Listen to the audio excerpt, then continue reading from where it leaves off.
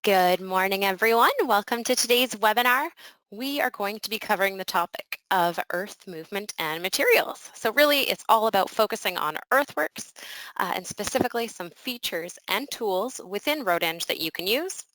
Before we get started, a few pieces of housekeeping. First, we encourage you all to engage with us throughout the presentation.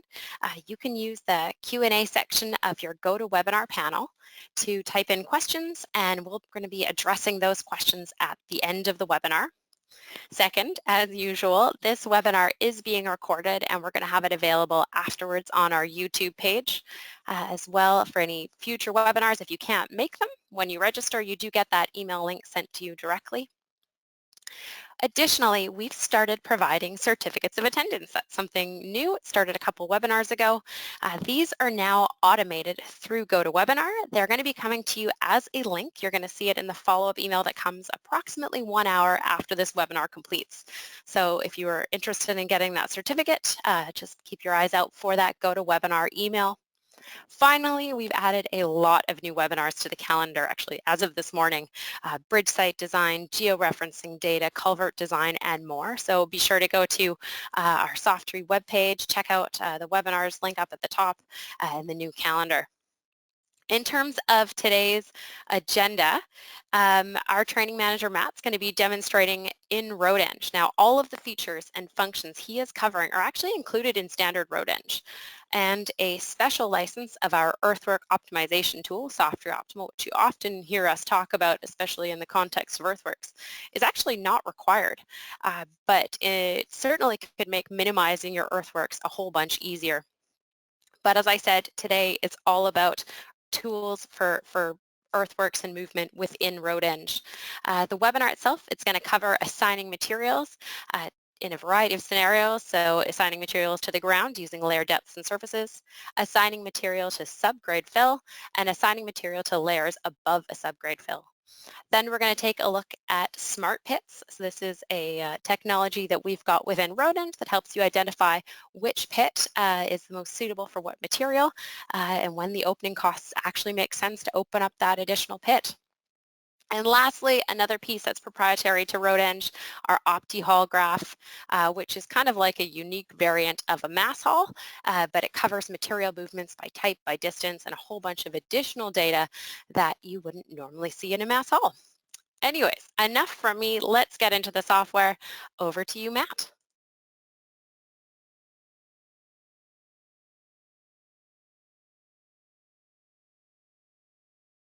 And you might be muted. And let's just see if people can see my screen now. We can see your screen and we can hear you. Can you see the screen with the road design on it? Nope, we've got the other one. Okay, how do I switch that over? Beautiful desktop picture though. Oh, thank you. Oops. And well, I'll switch over and just do it over here.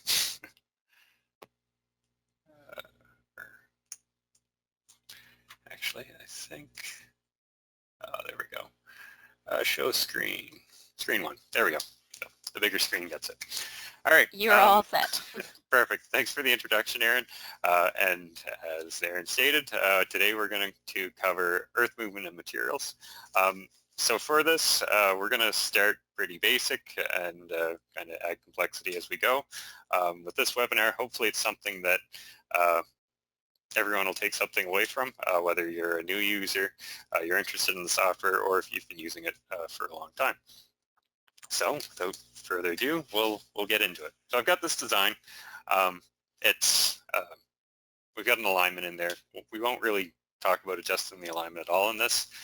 Just want to focus on the kind of the functionality of using different material types. So with that being said, we've got our ground type editor here. So the default ground type that's used, so if you open up the software, you haven't put in any parameters, the default ground type that's getting assigned is probably your overburden. So that we can see has some geotechnical parameters associated with it. So this is saying that it's going to get cut at 400% or 1/4 to 1, fill at 100%, so 1 to 1, and the cut and fill expansion factors are assigned down here. Now, that those cut and fill slope angles, those are used in our templates, so cross-section templates, and we'll just see what we have set up for the template I'm using in this design. So this design, I've got my slope, and my final cut slope is set to auto, final fill slope is set to auto. So that auto is referring to automatically pulling the cut and fill slope angles from the design and whatever we have assigned in that section of road for ground type information. So with this, it's filling out 1-to-1 and cutting at 1/4 to 1, just because we have overburden assigned everywhere. So that cut at 400% and fill at 1-to-1 is pretty aggressive. I don't want to do that for this design, so I'm going to assign different parameters along the length of my road. To do that, I'm going to go into my assign by range. I'm going to click the subhorizons tab, and I'm going to click the plus button here, and I'm going to add in a few different materials. So just kind of as a quick recap, I can get to my ground type dialog box here as well. And the materials I want to use are hard pan, so I've got a cut assigned there of 1.5-to-1 and fill of 3-to-1. I've got gravel, I want to assign that for sections of my road. I also want to use the solid rock layer, so steep cut slope makes sense, and steeper fill slope. So blasting through rock, we can cut it super steep, and filling material, it's usually pretty blocky. Even if we dump it, it's probably going to stack steeper than the default value we have for our gravel, which would require a little bit of grading. So for this, I've got it set to 1.33 to 1, so 75%. Fractured rock, somewhere in between the two, cut at 200%, fill at 1.5 to 1. Perfect. So haven't changed anything there. We'll come in here for our first ground type. I'm going to go with hard pan over fractured rock over solid rock. For depth, this depth is relative to topo at center line. So I'm just going to say, let's do 2 meters over an additional meter. So from the topo, 3 meters will be that. Now to assign this throughout our design, we're going dot, dot, to dot, dot. So right now, that gets assigned to our entire length of road. Now I want to make this a little bit more complex. I'm going to add a few sections where we're not going through hard pan. There's gravel near the surface, so we'll add that in here as well. So choose gravel. I want this one to be a depth of 1 meter. I'll go 1/2 meter of fractured rock over solid rock. We'll hit OK, and I'll assign this for a certain range. So let's do 930 to 1300. We'll hit OK, or add edit. And that's important too. A lot of people, or even if you've used the software for a long time, it's really easy to forget to hit that add edit button. That add edit button adds it into the list, and if that list isn't up to date, it's not going to change your design. So I'll do one more item that's a little different. Gravel, 1/2 meter, and I don't care about the third layer here. It's right over solid rock. I'll hit OK, and for this I'll go station 1300 to station 1450. We'll hit add edit, and we'll hit OK. We're going to recalculate, and let's see what that does.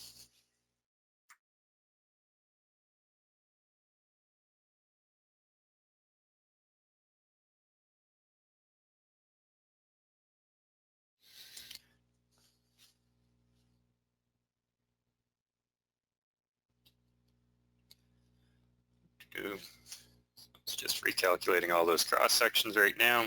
We're getting close to the end of our road. And let's look at this in a section with cut.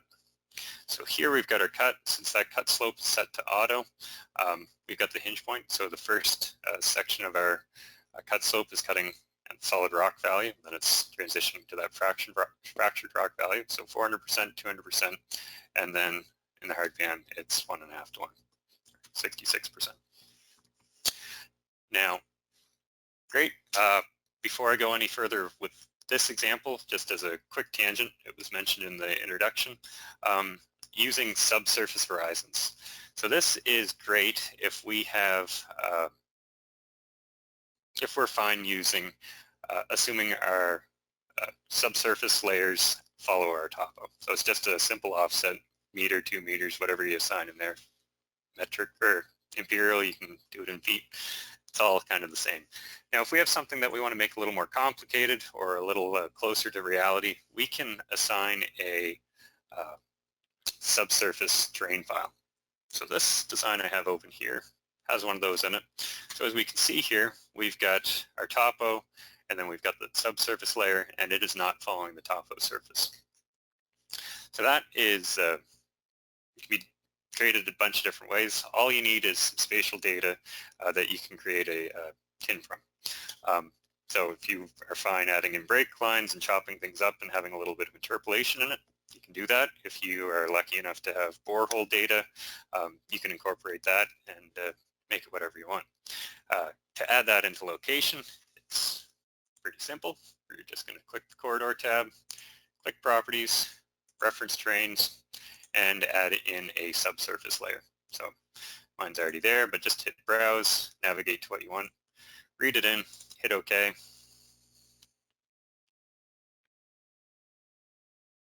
And, well, it's already in there, so hit cancel. And there it is. Now to assign that depth, when we go into our assign by range, subhorizons, when you first start out, it's going to look like this, but now since we have a subhorizon reference to our design, we can turn this on. We can select which terrain surface we want to refer to. We only have one referenced in here, so we can click that, read it in, and I'm just going to hit cancel so this doesn't have to recalculate, but there we can see the difference between the two.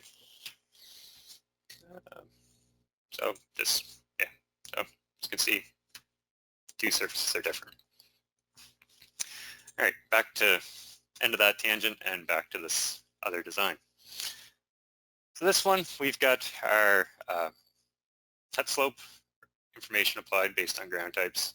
Our fill slopes are fairly shallow, and what's driving that is, we can also find that in assign by range. Fill types, our fill parameters are set to existing layer 1.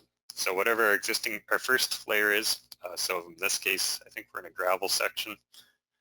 Yep, we are. It's pulling the fill slope angle from that gravel material that we have assigned and assigning that. Now, if we want to have a specific type of material in there in a certain section, we can include that. So let's just say in this draw, so from station 1385 to 1420, we want to steepen up that fill slope.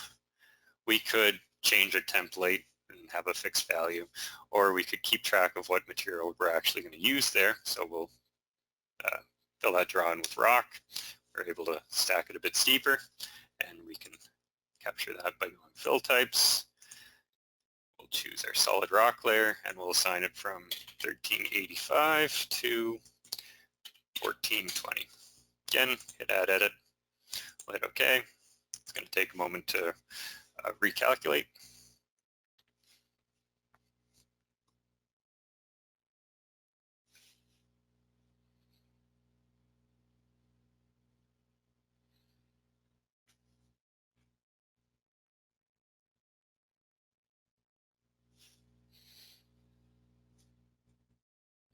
And getting close to the end. And there, that's steepened up. So that's our 75% fill slope angle. Cool. Now, as far as tracking our volumes go, we've got some parameters in here that help account for that too. So we've got our mass haul diagram down here that's showing us the surplus of material and deficits, so it's going up and down. This mass haul diagram is the traditional mass haul diagram. Aaron, I think, alluded to it in the introduction. We've got the optimizer side of the software. It has some technology that is available to everyone, even if you don't have the optimizer, and that's Opti-Haul. So this is where we're going to start to add a little bit more complexity of things. So with the traditional mass haul diagram, it doesn't do a great job of tracking different cut and expansion factors for your material movement. So let's look at this. So my gravel material, I've got a cut factor of 1, fill factor of 1. So that's saying that I excavate my gravel, I place and compact it, and its bank cubic meters are equal to final cubic meters. Now, if we have something like this loose silt, so this would be something where we excavate it, we take that cut material, we place it, we compact it, and it's going to take up a smaller area than when it was in situ material. So there we've got a fill factor of 1.2, so that's saying it takes 1.2 times the material to place and compact to fill up that bank cubic meters. So that material is shrinking. Similarly, solid rock, so we've got some solid rock assigned here. This material is assumed to expand. So you got rock, you blast it, you get, of course, more voids in it once it's blasted, and that same mass material takes up more space. So this is assumed to expand 25%. So let's look at this mass haul diagram here. We're going to hover over to see what our surplus is at the end, and we're right around 6,200 or 6,020 cubic meters. Now we're going to use the Opti-Haul volume, so I'm just right-clicking in here, mass haul options, use Opti-Haul volumes, and we'll see we get out of date. So we're going to have to recost that. It's going to take a moment and recalculate. But since this Opti-Haul side of the software, it's actually taking into account this piece of material that goes from here to there, it expands this much, that value is going to change a little bit. And this value is now going to be more accurate than the traditional approach.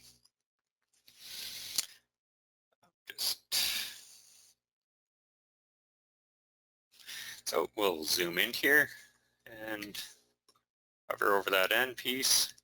And so we've changed from 6,020 to 6,245. So there's a difference there.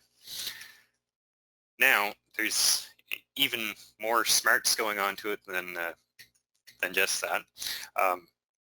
That figuring out what piece of material is coming from one location and going to another location, there's some solving going on there, and it's taking into account things like costs and quality. So let's go back into the ground types table, and so up until this point we've been looking at the design tab, so the geotechnical parameters. If we go over to the cost tab, we've got this in front of us here. So let's look at what we've got going on here. We've got a handling cost. So as far as keeping track of the material movement itself, it's not really directly related, but that the costs are used to minimize the costs. So our gravel is assumed to cost $12 a cubic meter to excavate, $4 a cubic meter to place, compact. Of course, if we go to something like solid rock, excavation costs are going to be a bunch more, so $48, and to place is assumed the same. These are customizable by material type, so whatever you've got there, you can change it to whatever you want. We've also got this movement cost. So when the computer's figuring out, okay, I take this material from here, haul it to there, it's going to, how much is that going to cost? So in this, we've got this dialog box. So this is unit cost control. We've got our different categories for material movement. We've got hauling, dollars per cubic meter kilometer, $8 cubic meter kilometer, overhaul, $4 cubic meter kilometer, loading 60 cents per cubic meter. Now if we change these values, so if I change that to 0.8 instead of 0.6, hit update, the computer's going to solve and figure out what distance makes sense to break up those categories. Now if you don't want 3 categories, say you were working steep terrain, probably makes sense to just have your lead excavator, and any movement beyond the reach of that excavator goes in a truck for transportation. So here, maybe we change the free haul distance to 30 feet, hit update, and that's that. So I'm just going to leave it with the default value, so I'll hit cancel there, and we'll hit cancel there. We haven't changed anything. Just that's what's going into calculating that, and what's going into solving what's going where. Now, with it's set to our default values, this cost is just accounting for handling your subgrade material and moving your subgrade material. So if you want to include things like your surfacing layers, we can add that in, but we just have to make sure we do. To do that, we are going to go into assign by range, and we can click this other materials, and we can say our surfacing layer 1 is going to be made up of our gravel layer, so our pit run gravel. We'll hit OK. And actually, surfacing layer 2, I want to make sure that is, I'm going to be pretty particular about my road. I want that to be a manufactured aggregate, so 1 inch minus, assume it's going into a crusher and whatnot. So I'll look through here. I don't have a ground type that really captures that. So I'm going to add that in before going too much further. So hit OK. I'm not going to recalculate. I'll go into my ground types and just make a new one. I'll call it WG, so well graded 1 inch minus. We can change our cut and fill slopes to whatever we want. Sure, it works for me. Same with expansion factors. I'll assume it gets a little bigger. And then this cost, I want to pay a little bit more attention to this because this is my the material I want to be most particular about. There's no real wiggle room to use another material here, but it's going to cost me a fair bit. So I'm going to assume that's going to cost 30 bucks a cubic meter to produce, excavate and produce, and then since it's our top surfacing layer, assume we're a little more particular about compaction and grading, so bump it up a little bit too. Now this quality factor, I want to make this sure this is our best material. I'll hit OK. I'll leave this as is. Okay.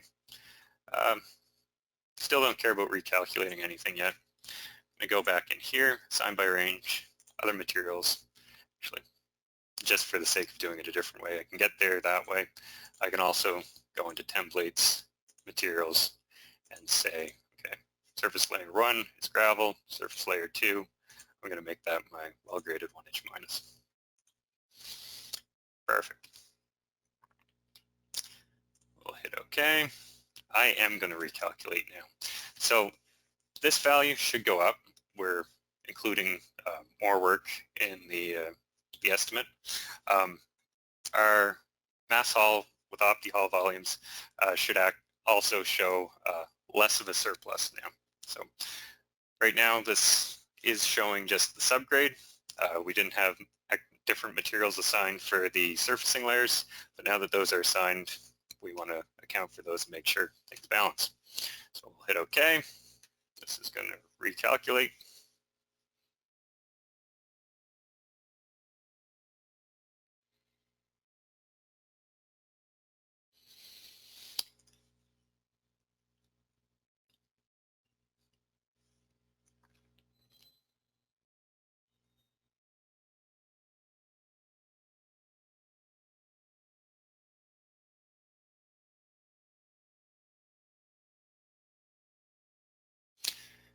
And there, our cost jumped up and our surplus of material is now a deficit. So that makes sense in both cases. And it gives us a good segue into dealing with a surplus or deficit. So right now, we don't have enough material being excavated to satisfy the fill requirements for our road. So this would be a pretty common spot to want to use a pit. So back to assign by range. Go to the pit tab and click add. So I want to add a couple different pits. So let's use pit at, let's do station 1240. Okay, so by default it's coming in as a waste site. I'm going to change it to be a boro. For material, I'm going to assume that one's our gravel source. For site preparation, we're going to assume that there's going to be a cost to open that up, regardless of how much material we use. So I'm going to assume that's going to be $5,000. Access distance, if we wanted to include a haul distance, say we're off a spur to get to that pit, we could. We'll just leave that as a 0 for now. We'll add another one. So we've got our potential gravel source to deal with our base course and subgrade as well. Let's also add another one at station 1375. Make it a boro as well. And we're going to say this is the spot where we can get our WG, so our well-graded material. Of course, it's going to cost more to produce. And since this is our pit where we've got crushing, screening, and whatnot going on, we'll have to flatten out the spot to set that up. Let's assume that's going to have an opening cost of $10,000. Before I forget too, we've got this variable volume turned on. So if I turn that off, I'd have to say a certain volume of material is coming from there. I'm going to leave that on. So the computer's going to figure out how much material it needs, and it's going to pull that amount of material from the pit. If we knew we could only get a certain amount of material from that pit, we could set a capacity, so it could borrow up to this amount, and anywhere else, then it's going to have to find it somewhere else. Yeah, so our pits are set, our borrow sites are set. I'll add in another option, so it's 1720. There's a flat out here. We'll assume we can use that as a waste site. So waste, we use that a variable smart pit as well. So it's going to solve for how much material we want to waste, if it makes sense to waste material, and we're going to assume a little less of a cost to open that up, so $3,000. We'll hit OK, hit OK.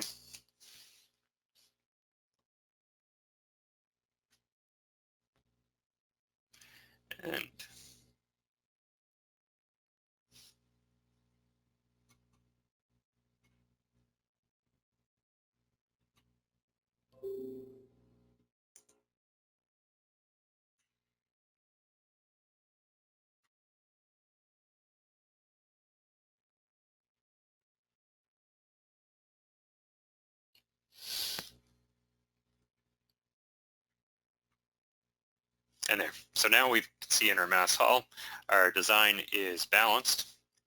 We've got a surplus of material coming online right here. So that's our pit at 1375, and we're also using the spoil site. So we have two pit options. It looks like it's only using one, so because of those opening costs, it doesn't make sense to open the gravel source. Just pull it from the well-graded location, well-graded pit location, and yeah, so that is kind of everything in a nutshell as far as the mass haul diagram goes. But if you're paying close attention, if you're familiar with the limitations of a mass haul diagram, you might have picked up on the fact that that surfacing layer that we want to produce, that well-graded base, is required along the entire alignment. So our surfacing layer 2 is from point A to point B. And if we look at this mass haul diagram, it's saying all the material from here to there is going backwards, whereas from here to there is going forward. So it's not really separating what material is going where very well. And that is a big benefit of the Opti-Haul diagram. So the Opti-Haul diagram is also what the computer's, a graphical representation of what the computer's using to figure out its cost. So I'm just going to add that in here. So profile options, select, and we'll grab the Opti-Haul. We'll hit OK. I'm just going to make this big. Don't really care about the line work, but let's look at what's going on here. So here it's certainly a little bit more busy than what we have in our mass haul diagram, but it is showing important information. We can see we've got some material going backwards, we've got some material going forwards. and that makes sense because of those quality parameters that we have built into the design. It's still separated by movement category, so free haul, overhaul, end haul. You can also see symbols, so we can see there's our boro size, boro pit. This one's getting used. This much free haul volume coming from it, this much end haul volume, etc. And our spoil site is getting used. So that's that. Now, as far as exporting the data goes, we can do it. So we can, well, most common, everyone wants to see their volume summarized. So I've got a data table showing up here. You can see our cut volume summarized, fill volume summarized, surfacing layers requirements summarized, and our stripping volume summarized. So that's great. If we want to take that to Excel, we just hit copy data to clipboard, paste into Excel. It's pretty slick. We can also go into multiplot, and let's just open up a book layout that I already have. So we can use those data tables and have them presented here as well. Also, we can put in the mass haul or Opti-Haul diagrams as well, profile. Now, if you're concerned about tracking that information tabularly, we can just click the Opti-Haul diagram, for example, hit copy Opti-Haul to clipboard, and then paste it into Excel, and same with the mass haul. So I think we're about 1 minute over time. That's the meat and potatoes of what I have. Awesome. Thanks, Matt. We do have a few questions coming in, so we'll see maybe if everyone wants to hang on for a couple extra. We'll go a little bit over time and answer a few of these questions. So our first question is, can you set more than one layer of fill? What do you mean? So for this assignment, for fill types, we've got our subgrade layers assigned, and then our surfacing layers are separate layers, and they're treated separately, and those are defined in our templates. So if your subgrade's your subgrade, and then any special requirements you have are treated as surfacing layers. Hopefully that answers the question. And for the user who asked it, if we didn't answer your question fully, yeah, send us another message and we can go in a little bit more detail. The next question we have here is, can you incorporate side casting material in the movement calculation? Yep, so we can. The waste site is that's assigned right now, so that's a single location where we want to move excess material. If you want to have like a linear spoil, so exactly what you said, side casting off the side, we can do that. So in that, I would click in here and vertical alignment options, vertical options, and where is it? Constraints. We can allow side cast for entire section. We can allow it for given ranges, and we can control how much side cast we actually let happen. So cubic meters per linear meter. Excellent. Next question, and it's probably in a similar space here. Can we control material movement directions? Yep. Vertical options and constraints and direction. Just as you see here, we could say only forward movement from station X to station Y, only backward movement from station X to station Y. In both of these, so sidecast and direction, we also can do a auto generate. So we can control whether it goes forward or back based on road gradient, and sidecast based on side slope. Yeah. Awesome. One thing I will mention for those of you that are trying to get everything balanced by hand, if it's fairly difficult if you have a bunch of different quality requirements, and that's really a location where using the optimizer to generate your alignment shines. So anyway. Excellent. And we did hear back from that one user with a little bit of a qualification to their earlier question. So the first question was, can you set more than one layer of fill? And then the addition to that is thinking of a 1 meter of rock over the ground with gravel over top. That would be more of a template challenge. I think we could do it. I don't know if we have a template set up to do just that. But yeah, we'd have to set it up, and it would behave very similar to what we have for our surfacing layers. So it would be a layer underneath your subgrade rather than over top. Perfect. Well, thank you very much for presenting today, Matt. We've gone 5 minutes over, so we will handle all those additional questions just through emails afterwards. So thank you very much for attending today's webinar. Thanks for sending in your questions, staying engaged with us, and we hope to see you back at another webinar again soon. Bye, everyone. Yeah.